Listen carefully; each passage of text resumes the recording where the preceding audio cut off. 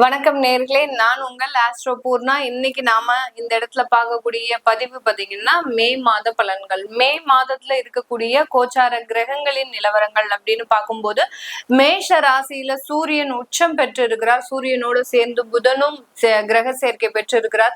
அடுத்து ரிஷப ராசியில சுக்கிரன் ஆட்சி நிலையில இருக்கிறார். மிதுன ராசியில குரு பகவான், சிம்ம ராசியில அஸ்யூஷுவல் கேது பகவான், கும்ப ராசியில ராகு பகவான், மீன ராசியில் காலபுருஷனுக்கு 12ஆம் இடமான அந்த மீன ராசியில சனி செவ்வாய் சேர்க்கை அப்படின்ற மாதிரியாக இந்த மே மாதம் தொடங்குகிறது. இந்த மாதத்துல இருக்கக்கூடிய கோச்சார கிரகங்களின் பெயர்ச்சிகள் அப்படின்னு பார்க்கும்போது மேஷ ராசியில உச்சம் பெறக்கூடிய அந்த சூரியனாகப்பட்டவர் 15ஆம் தேதி பயிற்சி ஆகிறார். அன்றைய தினமே அந்த புதன் பகவானும் பயிற்சி ஆகிறார். புதன் இந்த மாதத்துல 2 தடவை, அதாவது மாதத்தின் இறுதியில் 30ஆம் தேதி தன்னுடைய சொந்த ஆட்சி வீடான மிதுன ராசிக்கு பயிற்சி ஆகிறார். அடுத்து இந்த மாதத்துல பாத்தீங்கன்னா செவ்வாய் ஆகப்பட்டவர் மாதத்தின் முற்பகுதியிலேயே, அதாவது 12ஆம் தேதி மே மாதம் தன்னுடைய சொந்த ஆட்சி வீடான மேஷ ராசிக்கு பயிற்சியாகி வருகிறார். இந்த மாதத்துல அடுத்து அந்த ஆட்சி பெற்ற நிலையில இருக்கக்கூடிய அந்த சுக்கிரன் ஆகப்பட்டவர் 14ஆம் தேதி அந்த ஆட்சி வீட்டுல இருந்து காலபுருஷனுக்கு 3ஆம் இடமான அந்த மிதுன ராசிக்கு குருவோடு சேர்க்கை பெறுகிறார். நிறைய வருமானங்களை குறிக்கக்கூடிய ஒரு கிரகம் அப்படின்னு சொன்னோம்னா மாத வருமானத்தை குறிக்கக்கூடிய கிரகம் சுக்கிரன். அடுத்து பாத்தீங்கன்னா வருட வருமானங்களை குறிக்கக்கூடிய ஒரு கிரகம் அடுத்து குரு பகவான். அடுத்த தலைமுறை வருமானங்களை குறிக்கக்கூடிய ஒரு கிரகம் ராகு பகவான். இதுதான் இந்த கிரகங்களினுடைய வருமான தன்மைகள். இந்த கிரகங்கள் இந்த மாதத்துல இந்த மாதிரியான ஒரு சூழ்நிலையில இருக்கும் போது என்னென்ன மாற்றங்கள் ஒவ்வொரு ராசி என்பவர்களுக்கும் கிடைக்க போகுது, எந்தெந்த இடத்துல நீங்க ரொம்ப கவனமாக இருக்கணும் அப்படின்றத இந்த பதிவுல நம்ம தெளிவா பார்க்க போறோம். இந்த சேனல்ல முதன்முறையா பாக்குறீங்க அப்படின்னா சப்ஸ்கிரைப் பண்ணிக்கோங்க. பெல் பட்டன்ல ஆல் ஆப்ஷன் சூஸ் பண்ணி. ரிஷபராசி என்பர்கள் காலபுருஷனுக்கு 2ஆம் இடமான 2வது ஸ்தானத்தில் இருக்கக்கூடியவர்கள் தன்னுடைய குடும்ப வாழ்க்கையில அதிகப்படியாக அன்போடையும் பாசத்தோடையும் இருக்கக்கூடியவர்கள் நம்ம இந்த ரிஷபராசி என்பர்கள் தான். ரிஷபம் அப்படின்னு சொன்னாலே பாத்தீங்கன்னா ஒரு காளை மாடு உண்டான ஒரு குறியீடு தான். எப்படி ஒரு மாடு ஒரு உழைக்கிறதோ அந்த மாதிரியாக தன்னுடைய குடும்பத்திற்காக இரவு பகலாக உழைப்பவர்கள் இந்த ரிஷபராசி என்பர்கள்.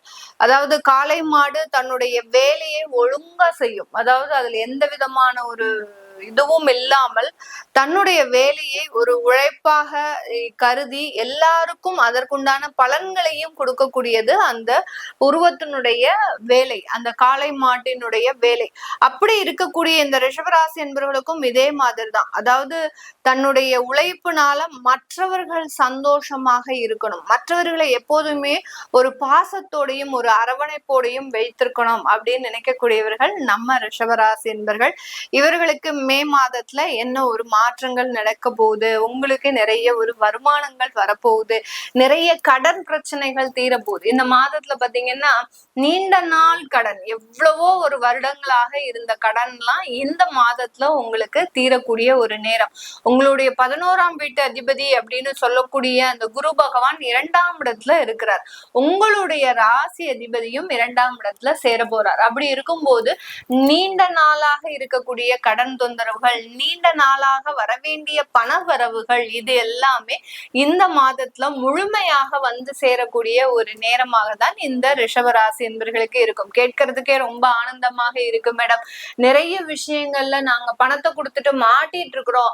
சொந்தக்காரங்க, உறவுக்காரங்க, நண்பர்கள் அப்படின்னு தெரிஞ்சவங்க அப்படின்னு சொல்லி நாங்க பணத்தை கொடுத்தோம், கடைசி இன்னைக்கு நேரத்துக்கு எங்களுக்கு ஒரு அவசர தேவைக்கு அது கிடைக்காம நாங்க மாட்டிட்டு இருக்கிறோம் அப்படின்னு சொல்லக்கூடியவர்களுக்கு கண்டிப்பாக இந்த மாதத்துல முழுமையான அந்த பண வரவுகள் அப்படின்றது வந்து சேரக்கூடிய ஒரு மாதமாக தான் இருக்க போது. உங்களுடைய ராசிக்கு சூரியன் பயிற்சியாகி வருகிறார். அதாவது 4ஆம் இடத்திற்கு சொந்தக்காரர், அதாவது சுகஸ்தானாதிபதி உங்களுடைய ராசிக்கு பயிற்சியாகி வர்றதுனால வீடு வாங்கக்கூடிய ஒரு யோகம் அப்படின்றது கண்டிப்பாக இருக்கு. முதல்ல பாத்தீங்கன்னா உங்களுடைய கடன் அடைய போகுது. ரிஷபராசி என்பவர்களுக்கு யார் யாருக்கெல்லாம் கடன்கள் அதிகப்படியாக இருக்கோ அவர்களுக்கு எல்லாருக்குமே இந்த மாதத்துல கடன்கள் முழுமையாக அடைவதற்குண்டான ஒரு நேரம். இரண்டாவதாக, உங்களுக்குன்னு ஒரு சொந்த வீடு. நிறைய ரிஷபராசி என்பர்கள் தன்னால மற்றவர்கள் வாழ்ந்திருக்கிறாங்களே ஒழிய மற்றவர்கள்னால இவர்கள் வாழ்ந்த சரித்திரம் அப்படின்றது இருக்காது. சொல்ல போனா பாத்தீங்கன்னா வீட்டுல இருக்கக்கூடிய பெற்றோர்களே இவர்களுக்கு வர வேண்டிய சொத்தை கொடுக்கறதுக்கு ரொம்ப பெரிய அளவுக்கு தயங்கக்கூடிய ஒரு நபர்களாக தான் இருப்பாங்க. ஏன்னா அதுக்கு காரணம் சொல்லுவாங்க, இவர்களோட கூட பிறந்தவங்க ரொம்ப கஷ்டப்படுறாங்க, தம்பி தங்கைகள் கஷ்டப்படுறாங்க, அவங்க அண்ணன் சரியா இல்ல, அவன் வாழ்க்கையில செட்டில் ஆகல, நீ வாழ்க்கையில செட்டில் ஆயிட்ட, இப்படி எல்லாம் மற்றவர்களை கம்பேர் பண்ணி இவர்களுக்கு வர வேண்டிய சொத்துக்களை நிராகரிக்கக்கூடிய ஒரு பெற்றோர்களாக தான் இந்த ரிஷபராசி என்பவர்களுக்கு இருப்பாங்க. ஆனா இந்த மாதத்துல உங்களுக்குன்னு ஒரு சுயமாக சொத்துக்களை வாங்கக்கூடிய ஒரு தருணம், நீண்ட நாள் கனவுனே சொல்லலாம் இந்த ரிஷபராசி என்பவர்களுக்கு. இந்த சொத்து வாங்கக்கூடிய ஒரு விஷயம் அப்படின்றது பாத்தீங்கன்னா ஒரு நீண்ட நாள் கனவாக இருக்கும். இது நாள் வரைக்கும் வாங்கின சில விஷயங்கள் சொத்துக்கள் எல்லாம் பாத்தீங்கன்னா இவர்களுக்கு ஒரு கடமைக்காக செஞ்சிருப்பாங்க. எப்போ வாங்கக்கூடிய அந்த சொத்தினுடைய ஒரு அமைப்பு அப்படின்னு பாத்தீங்கன்னா நீங்க ஆசைப்பட்டு நீங்க பிரயாசப்பட்டு நமக்குன்னு ஒரு சொத்து இந்த சமுதாயத்துல இருக்கணும், ஏன்னா நம்மளை யார் யாரெல்லாம் ஏளனமாக பேசினாங்களோ அவங்க முன்னாடி நம்ம தலை நிமிர்ந்து நிற்கணும் அப்படின்ற ஒரு கௌரவத்திற்காக வாங்கக்கூடிய ஒரு சொத்தாக தான் இந்த ரிஷபராசி என்பவர்களுக்கு இருக்கும். இந்த ரிஷபராசி என்பவர்களுக்கு இந்த காலகட்டத்துல வேலை இழப்புகள் எல்லாமே சரியாயிடும். நிறைய ரிஷபராசி என்பவர்களுக்கு இவர்களினுடைய தசாபுத்திகளின் அடிப்படையில பாத்தீங்கன்னா வெளிநாட்டுல இருந்து அங்கிருந்து பயிற்சியாகி இங்க வரக்கூடிய ஒரு தருணமாக எல்லாம் இருந்திருக்கும். அங்க அங்க வெளிநாட்டுல உங்களுக்கு வேலை நல்லாதான் போயிட்டு இருந்திருக்கும். திடீர்னு இருந்தாப்புல பாத்தீங்கன்னா உங்களுக்கு ஒரு அக்டோபர் நவம்பர்ல இருந்தே பாத்தீங்கன்னா அந்த வேலையில ஏதோ ஒரு சின்ன தொந்தரவுகள் அங்க வேலை இழப்புகள் ஏற்பட்டு அங்கிருந்து நீங்க உங்களுடைய சொந்த ஊருக்கு வரக்கூடிய ஒரு சூழ்நிலை எல்லாம் வந்திருக்கும். இதெல்லாமே பாத்தீங்கன்னா உங்களுக்கு கோச்சார நிலவரப்படி கண்டிப்பாக நடக்கவே நடக்காது. ஏன்னா ரிஷபராசி என்பவர்களுக்கு கடந்த ஒரு வருடங்களாகவே கோச்சார கிரகங்களின் நிலவரங்கள் மிகவும் சாதகமான ஒரு சூழ்நிலையில தான் நடந்து கொண்டு இருக்கின்றது. அப்படி இருக்கக்கூடிய பட்சத்துல உங்களுக்கு உங்களுடைய வேலை இழப்புகள் இருக்கு அப்படின்னா கண்டிப்பாக உங்களுடைய தசாபுத்திகளின் அடிப்படையில தான் அந்த மாற்றங்கள் நடந்துட்டு இருக்கும். இப்போ இந்த மாதத்துல அந்த தசாபுத்திகளின் படி இருக்கக்கூடிய சில விஷயங்கள் கூட இந்த மாதத்துல முழுமையாக மாறக்கூடிய ஒரு தருணம். வெளிநாட்டுல வேலை கிடைக்காம திண்டாடுபவர்களுக்கு கூட இந்த மாதத்துல எளிமையாக வேலை கிடைக்கக்கூடிய ஒரு தருணம். ஏன்னா நிறைய ரிஷபராசி என்பவர்களுக்கு இந்த மே மாதம் தான் பெரிய டார்கெட்டே. இந்த மே மாதத்துல கிடைக்கக்கூடிய சில விஷயங்கள் எல்லாமே இவர்களுக்கு ஒரு நல்ல ஒரு வாழ்க்கை அமைப்பை மாற்றக்கூடிய ஒரு தருணமாக தான் இருக்க போகுது. இந்த இடத்துல இந்த ரிஷபராசி என்பவர்களுக்கு அரசாங்க உத்தியோகத்துல பதவி உயர்வுகள் அப்படின்றது முழுமையாக கிடைக்க போகுது. ஏன்னா அதிகப்படியாக 1.5 வருடங்களாக பதவி உயர்வுக்காக காத்துட்டு இருக்கக்கூடிய ஒரு ராசி என்பர்கள் அப்படின்னு கேட்டீங்கன்னா நம்ம ரிஷபராசி என்பர்கள் தான்.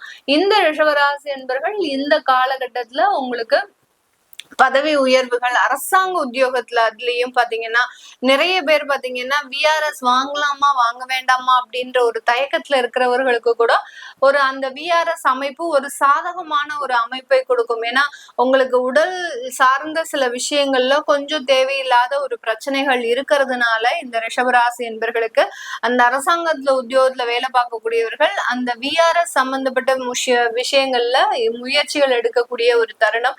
இதெல்லாமே சாதகமாக வரும். அதே சமயத்துல அந்த நீங்க வேலை பார்க்கக்கூடிய அந்த நிறுவனம் மூலமாக உங்களுக்கு சில சலுகைகளும் இந்த மாதத்துல கிடைக்கக்கூடிய ஒரு தருணம். அது அரசாங்கமாக இருக்கலாம், தனியார் நிறுவனமாக இருக்கலாம், எந்த அமைப்புகளை சார்ந்த ஒரு விஷயங்களாக இருந்தாலும் இந்த ரிஷபராசி என்பவர்களுக்கு அவர்கள் வேலை பார்க்கிற இடத்துல இருந்து சில சலுகைகளை பெறுவதற்குண்டான ஒரு தருணமாக தான் இருக்க போகுது. ஆக மொத்தத்துல இந்த ரிஷபராசி என்பவர்கள் நிறைய விஷயங்கள்ல வேலை ரீதியாகவும் சரி, அடுத்து பாத்தீங்கன்னா உங்களுடைய பண வரவுகள் ரீதியாகவும் சரி, உங்களுடைய தன்மானம் ரீதியாக, உங்களுடைய சுயமரியாதை ரீதியாக நிறைய விஷயங்கள்ல மாற்றங்களை அனுபவிக்கக்கூடிய ஒரு மாதமாக தான் இருக்கும். இந்த இடத்துல வரன் பார்க்கக்கூடிய ஒரு விஷயம் அப்படின்னு பார்த்தோம்னா உங்களுடைய கலத்தராதிபதி 12ஆம் இடத்துல ஆட்சி பெற்று வருகிறார். அதனால வெளியூர்ல பார்க்கக்கூடிய வரன்கள் உங்களுக்கு சாதகமான ஒரு வாழ்க்கையை கொடுக்கக்கூடிய ஒரு தருணம். இது கோச்சார நிலவரப்படிதான் இருக்கு. இந்த ஒரு 45 நாட்களுக்கு அந்த செவ்வாய் உங்களுடைய 12ஆம் இடத்துல இருக்கிறதுனால வெளியூர் வரனா நீங்க பார்க்கும்போது அது நல்ல ஒரு மாற்றத்தை கொடுக்கக்கூடிய ஒரு அமைப்பாக தான் இருக்கும். அடுத்து குழந்தை சம்பந்தப்பட்ட விஷயத்துல நீங்க எடுக்கக்கூடிய முடிவுகளை அந்த குழந்தைகள் ஏற்று சம்மதித்து நடக்கக்கூடிய ஒரு நேரமாக இருக்கும். இவர்களுக்கு மிகப்பெரிய ஒரு பிரச்சனையே பாத்தீங்கன்னா கடந்த ஒரு 1.5-2 வருடங்களுக்கு மேலாக இவர்கள் குழந்தை ரீதியான பிரச்சனை தான் நிறைய இருக்கு.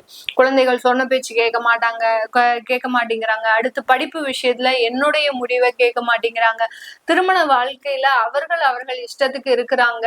இந்த மாதிரியாகலாம் அந்த குழந்தைகள் ரீதியான சில பிரச்சனைகளுக்கு இந்த மாதத்துல இந்த ரிஷபராசி என்பவர்களுக்கு தீர்வுகள் கிடைக்கக்கூடிய ஒரு நேரமாக இருக்கும். தொழில் ரீதியான விஷயத்துல பாத்தீங்கன்னா இந்த ரிஷபராசி என்பவர்கள் அதிகப்படியான எக்ஸ்போர்ட் சம்பந்தப்பட்ட விஷயத்துல வருமானம் சம்பாதிக்கிறதுக்கும், அடுத்து பாத்தீங்கன்னா ரீட்டைல் ஷாப்ல உங்களுக்கு அதிக ஆர்டர்ஸ் கிடைக்கிறதுக்கும் உண்டான ஒரு அமைப்பு இருக்கு. அதனால வாய்ப்புகள் வரும்போது பயன்படுத்தக்கூடிய ஒரு மாதமாக தான் இந்த மே மாதம் இந்த ரிஷபராசி என்பவர்களுக்கு இருக்க போகுது.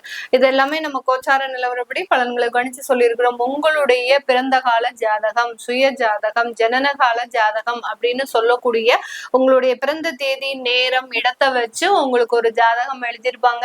அந்த ஜாதகத்துல இருக்கக்கூடிய தசா புத்திகளின் அடிப்படையில பாத்தீங்கன்னா உங்களுக்கு ஏதாவது ஒரு சின்ன சின்ன ஒரு சேஞ்சஸ் இருக்கும். சில பேருக்கு பாத்தீங்கன்னா கடந்த ஒரு 4 வருடமாக எனக்கு நிறைய கடன் பிரச்சனைகள் இருக்கு மேடம், இதெல்லாம் ஏன் தீரவே மாட்டேங்குது, நீங்களும் மாசம் மாசம் சொல்றீங்க ஆனா எங்களுக்கு எதுவுமே தீர மாட்டேங்குது அப்படின்னு சொல்லக்கூடிய நபர்கள்லாம் இருப்பாங்க. அவங்கெல்லாம் நீங்க உங்களுடைய ஜாதகத்தை பார்த்துக்கோங்க, என்ன பிரச்சனைகள் இருக்கு.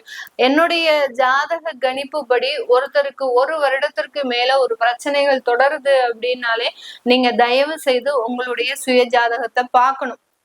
பார்த்து எதனால இந்த பிரச்சனைகள் வரைக்குன்னா இருக்கு, அதை நாங்க எப்படி தீர்வு காண்பது அப்படின்றத நீங்க தெரிஞ்சுக்கிட்டீங்க அப்படின்னா உங்களுடைய வாழ்க்கை சீரும் சிறப்புமாக இருக்கும். இது எல்லாத்தையும் தெரிஞ்சுக்க விருப்பப்படுறவங்க கீழே இருக்கிற நம்பருக்கு வாட்ஸ்அப்ல அப்பாயின்மெண்ட் வாங்கிட்டு நீங்க கன்சல்ட் பண்ணிக்கலாம்.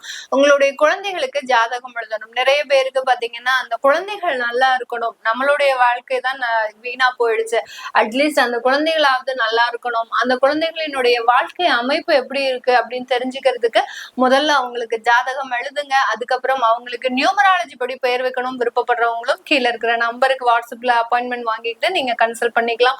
உங்களிடமிருந்து விடைபெறுவது உங்கள் ஆஸ்ட்ரோ பூர்ணா. நன்றி, வணக்கம்.